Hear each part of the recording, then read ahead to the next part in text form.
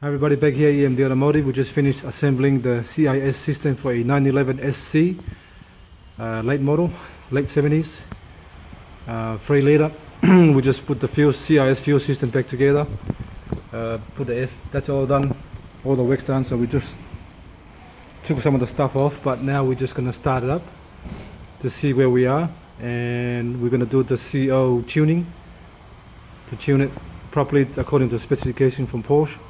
And then we'll go from there. I also want to see, but before this, when you start the car in the morning, the problem was the idle fluctuates and it's just spluttering everywhere. So now we're gonna start up to see how we go. All right, start up.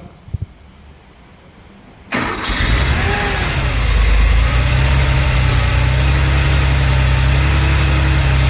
sounds really good. We haven't even done the tuning yet, and that's already running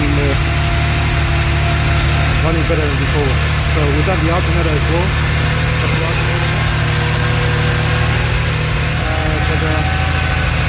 We're going to do the final tuning tomorrow and we'll test the idle.